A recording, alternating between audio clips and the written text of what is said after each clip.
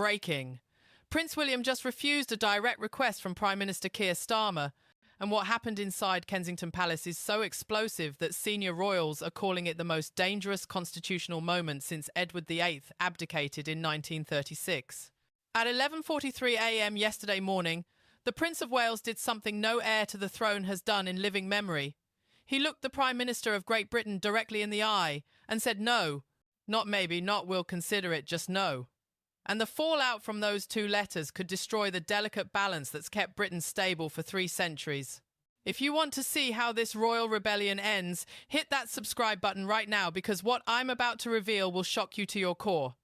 Here's what sparked this constitutional earthquake. 4 days ago, Keir Starmer personally requested an urgent meeting with Prince William at Kensington Palace. His message was blunt. The government needs immediate royal support for its controversial housing reform bill that would seize unused land, including Crown estate properties, to build affordable housing. Starmer's exact words in his letter, leaked to multiple sources, were chilling. The monarchy must demonstrate its commitment to modern Britain's housing crisis or face questions about its continued relevance. But William wasn't having it. The Prince of Wales refused the meeting entirely instead. No negotiation, no compromise, just a single-sentence response delivered through his private secretary. Within hours, the hammer fell. William's exact words were devastating. The Prince of Wales respectfully declines to involve the Crown in active political advocacy, as such involvement would fundamentally undermine constitutional precedent and the monarchy's impartial position. 23 words that just detonated 3 centuries of carefully maintained royal protocol. The response was swift and brutal. According to senior sources inside Number 10, Starmer's reaction was volcanic. Witnesses described the Prime Minister pacing his office at 2:17 p.m, face flushed, voice rising with every sentence. He thinks he can just say no to the elected government of this country? One minister heard him shout. William forgets that Parliament makes kings, not the other way around. Deputy Prime Minister Angela Rayner, present for the explosion, later told confidants it was the angriest she'd ever seen him. But wait, because what Starmer said next was even more shocking. According to 2 cabinet members who were present, the Prime Minister slammed his fist on his desk and declared, "If William wants to play constitutional games, I'll remind him who actually runs this country. The Crown exists at Parliament's pleasure, not the other way around." Those words sent shockwaves through the room. One junior minister later admitted to colleagues, "I've never heard a British Prime Minister speak about the royals with such open contempt." Within 3 hours, Downing Street sources leaked the story to The Guardian, clearly intending to pressure the palace into compliance. That decision would prove catastrophic. Meanwhile, British veterans who served their country with honour, who fought in the Falklands, in Iraq, in Afghanistan, are sleeping rough on the streets of London tonight. John Patterson, a 71-year-old former Royal Marine from Portsmouth, lives in a tent beneath Waterloo Bridge. He served 22 years defending Britain's freedom, survived 3 combat tours, and now survives on £89 per week universal credit. "I fought for this country," Patterson told reporters with tears in his eyes. "Now my country's forgotten I exist." While servicemen like Patterson freeze in doorways, the government just approved £4.2 million for a new parliamentary tea room renovation. We're talking heated marble floors, Italian leather chairs, and crystal chandeliers imported from Austria. And here's what makes it even worse. Documents obtained by the Daily Telegraph show that same housing bill Starmer wants William to support would actually reduce veteran housing assistance by £340 million over 3 years. The money would be redirected to what the bill calls priority demographic groups. Mary Phillips, a 64-year-old former army nurse from Leeds, waited 14 months for social housing while raising her disabled grandson. "They told me I wasn't priority enough," she said in a video that's now been viewed 1.8 million times. But they want Prince William to tell us this is fair? The contrast is so obscene, so morally bankrupt, that even traditional Labour supporters are turning away in disgust. And now Starmer wants to drag the royal family into political warfare while ignoring the men and women who actually bled for Britain. The working people of this country see the hypocrisy, and they're furious. Then, something unprecedented happened that nobody saw coming. King Charles broke 70 years of royal protocol with a move so calculated, so deliberate, that constitutional experts are calling it a masterclass in monarchy. At yesterday's Privy Council meeting at Buckingham Palace, the King delivered what insiders describe as the coldest, most pointed rebuke ever directed at a sitting Prime Minister in modern history. The Prince of Wales, Charles stated with steel in his voice, has acted with perfect constitutional correctness, as I would expect from the future King. He continued with measured precision. The Crown serves Britain by remaining above political disputes, not by becoming a tool of whichever government holds temporary power. Palace insiders reveal the King's hands never shook. His voice never wavered, but his message was unmistakable. William has his father's full support, and Starmer has badly miscalculated.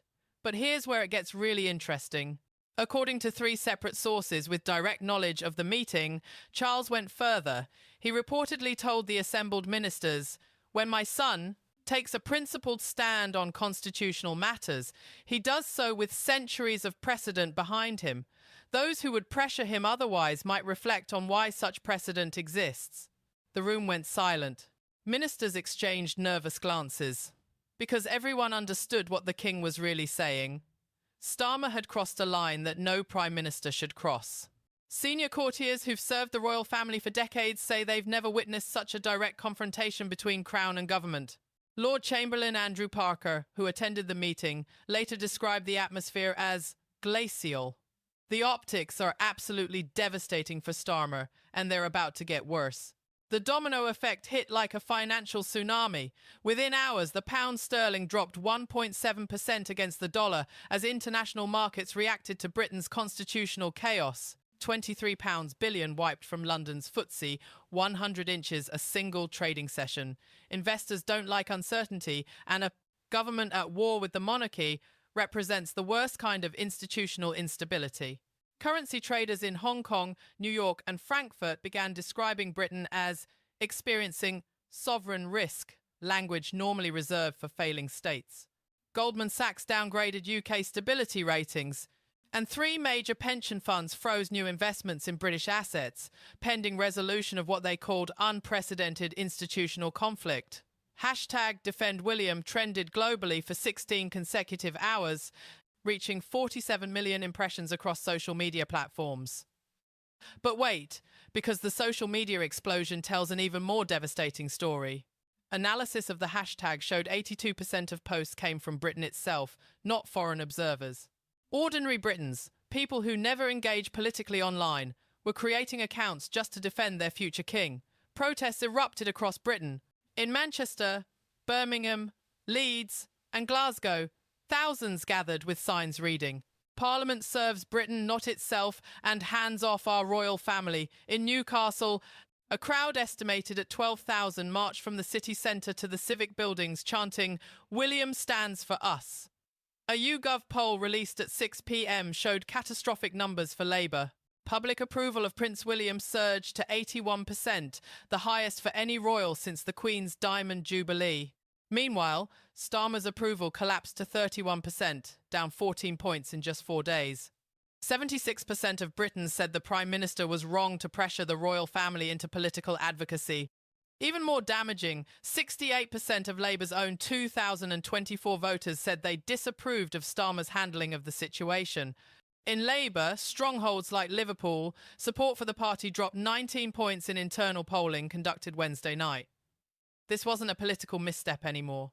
This was a complete electoral catastrophe unfolding in real time. Inside number 10 Downing Street, the atmosphere resembles a pressure cooker about to explode. Ministers are conducting emergency meetings behind closed doors. Shouting matches echo through corridors that normally maintain dignified silence. Chancellor Rachel Reeves allegedly confronted Starmer directly in Tuesday's cabinet meeting, telling him his approach was reckless and unsustainable. "You're destroying the party over a fight we don't need," she reportedly told him in front of 15 cabinet members. Starmer's response, according to witnesses, was defensive and rambling. Shadow Foreign Secretary David Lammy was overheard saying, "We're watching him destroy everything we built in 18 months.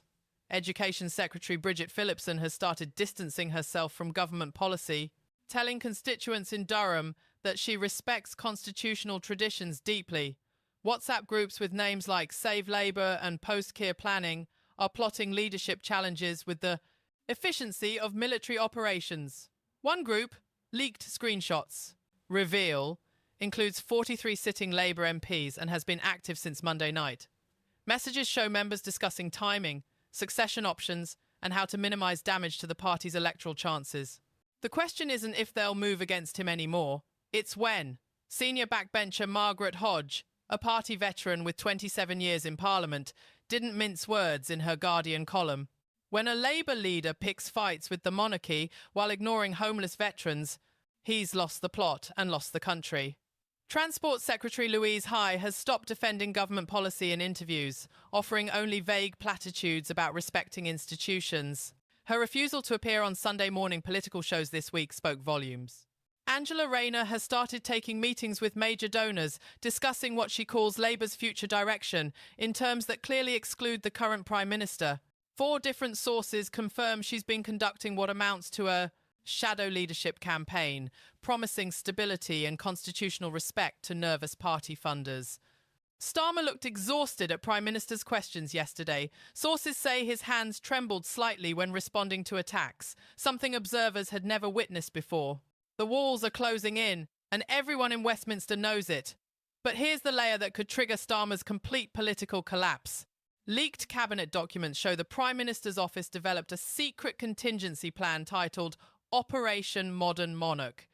If these documents are real, and if they show what 3 separate sources claim they show, then Labour was preparing to fundamentally restructure the monarchy's constitutional role. Think about what that means. Not reform, not modernisation, but restructuring.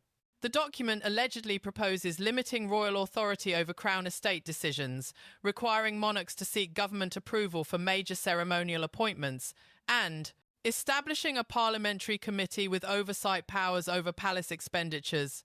One section reportedly suggests the government should have veto power over royal public statements that touch on matters of national policy relevance.